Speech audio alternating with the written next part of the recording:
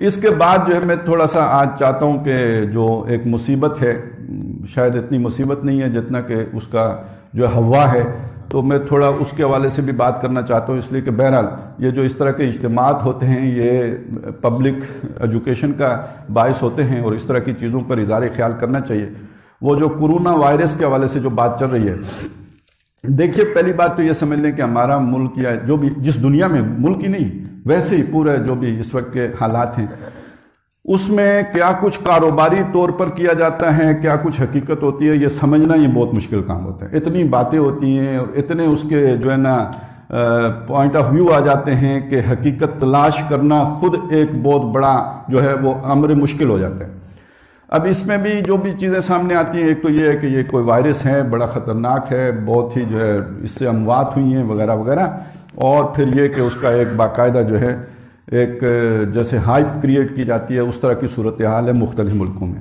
اس کے برعکس بھی لوگ باتیں کرتے ہیں، باتیں یہ بھی کی جاتی ہیں کہ جناب یہ سارا جو ہے نا ایک کئی قسم کے مقاصد ہیں اس کے پیچھے، چائنا کو بھی کنٹین کرنے کے حوالے سے ہے، پھر اس کے آگے یہ کہ اپنی جو بھی دعائیں ہیں اور مارکیٹنگ کے مختلف، اب وہ دیکھیں نا 5 روپے کا جو وہ ماسک تھا وہ 25 روپے کا تو ہو گیا، بڑے شریف لوگوں نے 25 کا کر دیا ہے، اور وہ جو 20 والا تھا وہ شاید 80 تک پہنچا ہوا ہے۔ تو اب اس طرح کی کچھ دھندے کرنے والے لوگوں نے بھی اس پروپیگنڈے کو ہوا دی ہے۔ ایسا ہو بھی سکتا ہے اور ضروری نہیں کہ ایسا ہو سکتا ہے کہ واقعی وہ بہت ہی کوئی ہلاکت خیز قسم کی چیز ہو۔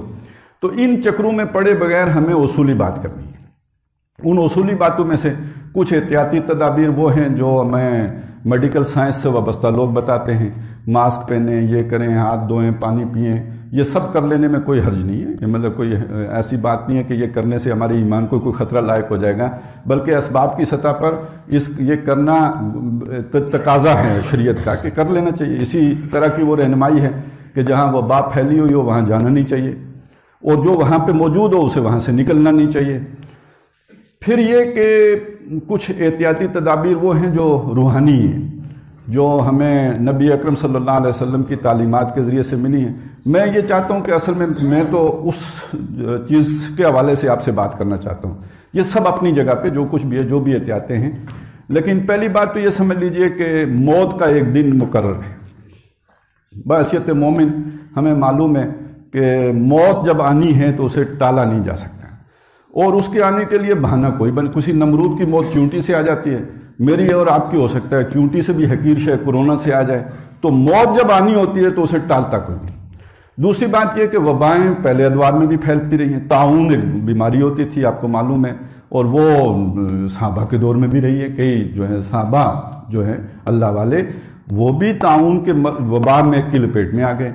تو یہ ایسا نہیں ہے کہ جو اس کی لپیٹ میں آئے وہ لازماً جو ہے وہ کسی ظالم انسان تھا اور برا آدمی تھا اور اس وجہ سے وہ اس کے لپیٹے میں آ گیا، بلکہ حدیث موجود ہے کہ جو کسی وبائی مرض کی وجہ سے مارا گیا، ہلاک ہو گیا، فوت ہو گیا، وہ شہید کے درجے میں ہے۔ اگر ایمان ہے، مجھے ایمان نصیب ہے، ہمیں ایمان نصیب ہے، اور اس وائرس کے نتیجے میں اگر موت آ جاتی ہے تو یہ شہادت کی موت ہے، تو وہ فاول مطلوب، اور کیا چاہیے؟ شہادت مطلوب و مقصود مومن، نہ مال غنیمت نہ کشور کشائی۔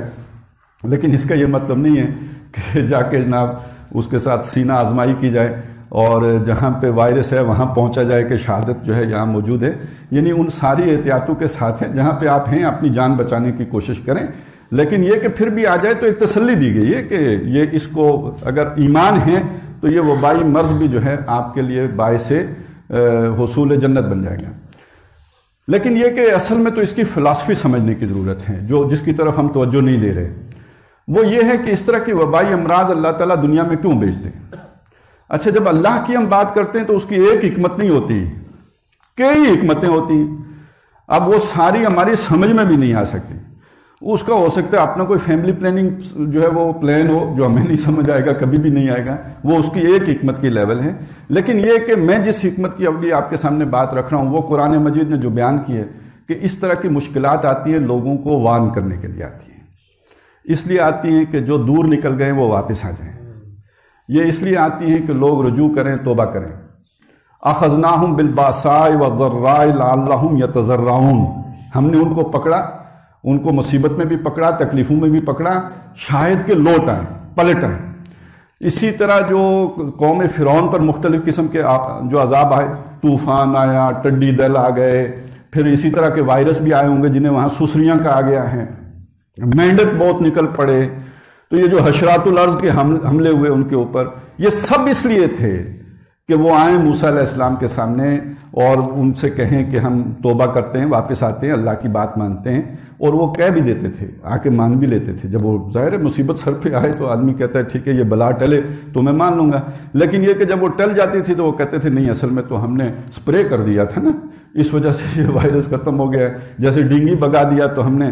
پھر وہ ان کے بھی ہوں گے لیڈر جو کہتے ہوں گے قدرتی آفات کا مقابلہ کریں گے، ہمارے لیڈر تو کہتے ہیں نا قدرتی آفات کا مقابلہ کریں گے، تو وہ بھی کہتے ہوں گے قدرتی آفات کا مقابلہ کریں گے۔ جب مصیبت پڑتی تھی موسیٰ علیہ السلام کے سامنے آ کے ہاتھ جوڑ لیتے تھے، جب ٹل جاتی تھی کہتے تھے بھائی نہیں، ہم اپنے وعدے توڑ لیتے تھے۔ تو بہرحال اصل بات سامنے یہ آئی کہ اللہ تعالیٰ یہ چھوٹے چھوٹے عذاب اس لیے بھیجتا ہے تاکہ اس بڑے عذاب سے بچ جائیں، اس سے پہلے ہوش ٹھکانے آ جائیں، پلٹ جائیں، توبہ کر لیں۔ اسی چیز کو کہا گیا وَلَنُذِيقَنَّهُم مِّنَ الْعَذَابِ الْأَدْنَىٰ دُونَ الْعَذَابِ الْأَكْبَرِ لَعَلَّهُمْ يَرْجِعُونَ، ہم انہیں بڑے عذاب سے پہلے چھوٹے عذاب کا مزہ چکھائیں گے، شاید کہ لوٹ آئیں، شاید کہ پلٹ آئیں۔ اچھا ایک اور اسلوب اختیار کیا کہ ظہر الفساد فی البر والبحر بما کسبت ایدی الناس، خشکی اور تری میں فساد پھیل گیا ہے۔ اب اس فساد کو ظلم کا فساد بھی کہہ سکتے ہیں، وہ جو ہماری گفتگو کا پہلا حصہ تھا۔ اسی ظلم کے نتیجے میں یہ سارے فساد پھیلے ہوئے ہیں، جو وائرس ہوں یا بیماریاں ہوں یا وبائیں ہوں، یہ بھی اسی کے نتیجے میں پھیلے ہیں۔ ظہر الفساد فی البر والبحر بما کسبت ایدی الناس، یہ ایسے نہیں آئے، لوگوں کے ہاتھوں کی کمائیوں کی وجہ، ان کی بدعمالیوں کی وجہ سے آئے۔ اب جن چیزوں کو اللہ نے حرام کیا اس کی پرواہ نہ کریں، اور پھر حرام تو حرام جس سے ویسے ہی انسانی طبیعت جو ہے ابا کرتی ہو، کوئی کافر بھی نہ کھانا پسند کرے، اس کو بھی چٹ پٹ کھا جائیں جیسے کہ لذیذ چٹنی ہو، تو اب اس کے کوئی تو نتیجے نکلیں گے نا۔ آخر اللہ نے جس شے کو حرام ٹھہرایا ایویں ہی تو نہیں ٹھہرا دیا نا، اس کے اندر کوئی نہ کوئی تو حکمتیں ہیں، اور اس کو وہ خبیث چیزوں کو حرام ٹھہرایا ہے، طیب چیزوں کو حلال کیا ہے۔ یحرم علیہم الخبائث، اللہ نے ان کے اوپر اپنے رسول بھیج کے تو خبیث چیزوں کو ان کے اوپر حرام ٹھہرایا ہے، وَيُحِلُّ لَهُمُ الطَّيِّبَاتِ، تمام پاکیزہ چیزوں کو حلال کیا ہے۔ تو اب وہ خبیث چیزیں کوئی خباثتیں جنم بھی دیں گی یا نہیں دیں گی؟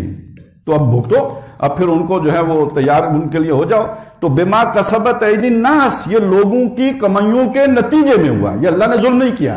ان اللہ لا یظلم الناس شیئا، بے شک اللہ لوگوں پر ذرہ بر ظلم نہیں کرتا، ولکن الناس انفسهم یظلمون، لیکن لوگ اپنی جانوں پر خود ظلم کرتے ہیں۔ اسی طرح فرمایا کہ جو مصیبت تم پر آتی ہے، وما اصابکم من مصیبت، کوئی مصیبت تم پر نہیں آتی، لیکن یہ کہ بما کسبت ایدیکم، تمہارے ہاتھوں کی کرتوتوں کی وجہ سے آتی ہے، ویعفو عن کثیر، بہت ساری باتیں اللہ معاف بھی کرتا رہتا ہے۔ تو یہ ہمارے ہی اعمال کا نتیجہ ہوتا ہے جب اس طرح کی کوئی مصیبت آتی ہے۔ لیکن دیکھیے اس کے اندر بھی رحمت کا پہلو کیا ہے؟ ایک طرف تو یہ ہے کہ لیذیقہم بعض الذی عملوا، تاکہ ان کو مزہ چکھایا جائے جو انہوں نے اعمال کیے ان میں سے کچھ کا، سب کا نہیں، یعفو عن کثیر، بہت سے تو معاف ہو گئے، لیکن کچھ کا مزہ بھی چکھا دیا جائے۔ اور یہ مزہ کیوں چکھایا جائے؟ لعلہم یرجعون، تاکہ واپس آ جائیں۔ تو میرے ذہن میں ایک عنوان آ رہا تھا کورونا وائرس کے حوالے سے، اس نے ڈرایا تو ہمیں ہے۔ اچھا اس سے ایک بات تو یہ سمجھ لیجیے، چلیں ایک قرآن مجید کے ایک مقام ہی کو ہم نے اپریشیٹ کر لیا تو کتنا اچھا ہو جائے گا۔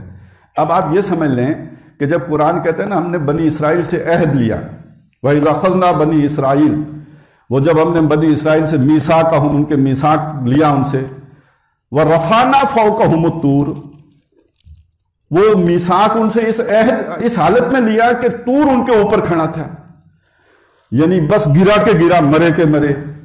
تو اب سمجھ لیجئے کہ شہر میں کرونا وائرس پھیلا ہوا اور بندے نکل کے میدان میں کہ اللہ اس سے بچا لے، میں آج کے بعد تیرا بندہ بن کے رہوں گا، تو یہ ہے وہ کیفیت۔ ذرا اس کو سمجھ لیجئے کہ بس موت سر پہ کھڑی ہے اور بندہ اللہ سے وعدہ کر رہا ہے کہ اللہ میں تیرا بندہ بن کے رہوں گا، میں تیرے احکام کو مانوں گا۔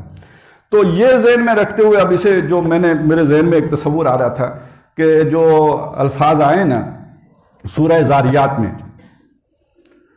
وہ پوری تفصیل بیان کرنے کے بعد جو مطالبہ ہے وہ کیا ہے، یا اپیل کہہ لیجئے، فَفِرُّوا إِلَى اللَّهِ، دوڑو اللہ کی طرف،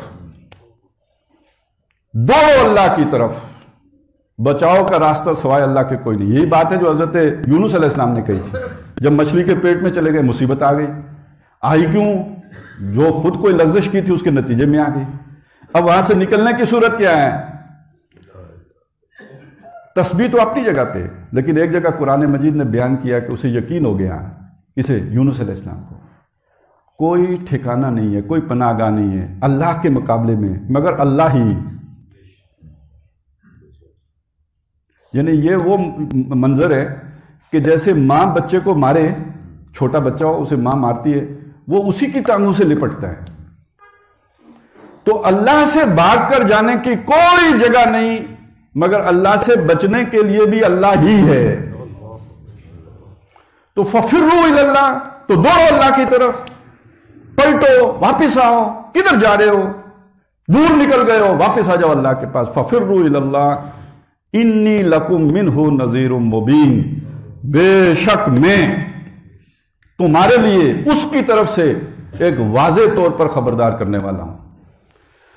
یہاں الفاظ تو محمد رسول اللہ کے لیے ہیں صلی اللہ علیہ وسلم، لیکن آج کی ساری انسانیت پورے گلوب کو سامنے رکھ کے دیکھیں نا تو یہ کرونا وائرس بھی تو اللہ کی طرف سے خبردار کرنے والا ہی ہے نا. انی لکم منہ نذیر مبین. تو اس کو اس معنی میں لیجئے. باقی یہ کہ جو بھی ٹوٹکے چھوٹکے کوئی آپ کو بتائے ضرور کیجئے، کوئی حرج نہیں. مطلب پیاز کھا لیں، تھوم کھا لیں، اس سے کوئی فرق نہیں پڑے گا، کچھ آپ کی قوت مزاحمتی بڑھ جائے گی.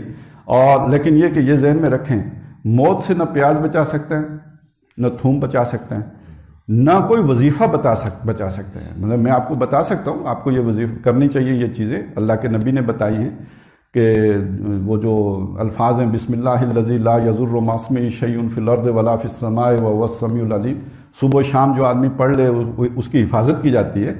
لیکن یہ حفاظت تبھی تک ہے نا جب تک زندگی ہے. زندگی کا پتہ کٹ چکا ہو تو نہ کوئی آپ کو جو ہے کوئی اینٹی وائرس بچا سکتا ہے، نہ کوئی وظیفہ بتا سکتا ہے، نہ کوئی پیر مرید بچا سکتا ہے. وہ تو ایک لہجہ نہ بندہ آگے ہو سکتا ہے نہ پیچھے ہو سکتا ہے. یہ یقین رکھیں. اور باقی یہ کہ دنیا داروں والا کام ہم مسلمانوں کا نہیں ہونا چاہیے کہ خوف طاری ہو جائے. کرونا وائرس سے کچھ ہو یا نہ ہو، ٹینشن اتنی پیدا کر لیں کہ خام خواہ ہارٹ اٹیک سے ہی اللہ کو پیارے ہو جائیں تو وہ اس کا خرچہ بھی بہت زیادہ ہوگا. تو اس لیے جو ہے نا اپنے آپ کو پرسکون رکھیں. لا خوف علیہم ولا هم یحزنون. اور اس میں کوئی زیادہ گھبراہٹ کی ضرورت نہیں ہے. جو ہونا ہے آخر کار ہو ہی جانا ہے. آج نہ ہوا تو 10 سال بعد ہو جائے گا، 50 سال بعد ہو جائے گا.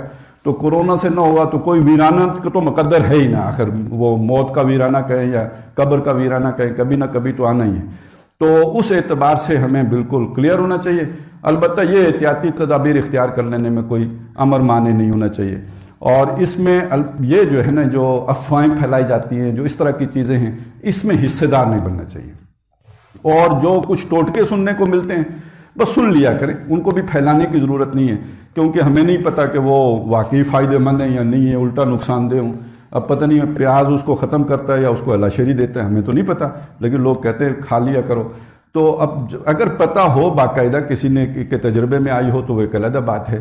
لیکن خام خواہ جو ہے نا افواہ سازی اور اس طرح کی غیر مستند باتیں پھیلانے سے بھی اجتناب کرنا چاہیے. پھر عرض کروں گا کہ اصل کرنے کا کام کیا ہے؟ توبہ کرنے کی ضرورت ہے. اور اس توبہ کے بھی 2 پہلو ہیں. ہر آدمی کی توبہ مختلف ہے. عوام کی توبہ کیا ہے؟ وہ عہد کریں ہم اللہ کے فرما بردار بن کے رہیں گے، حلال حرام کا خیال رکھیں گے. کوئی رشوت لیتا ہے تو آج کے بعد نہیں لیں گے، پہلے حرام چھوڑیں گے، حلال پر کانے رہیں گے. اور اس کے بعد یہ جو آیا نا کونوا انصار اللہ، اگر ہمارے ملک میں دین غالب نہیں ہے تو اس کو غالب کرنے کی کوشش کریں گے. یہ توبہ ہے، اس کے بغیر توبہ نہیں ہے. اسی طرح علماء کی توبہ کیا ہے؟ ان کی توبہ اتنی تو نہیں ہے. وہ حلال حرام کے بارے میں بتائیں گے. ہمیں نہیں پتا کیا زیادہ حرام ہے کیا کم حرام ہے.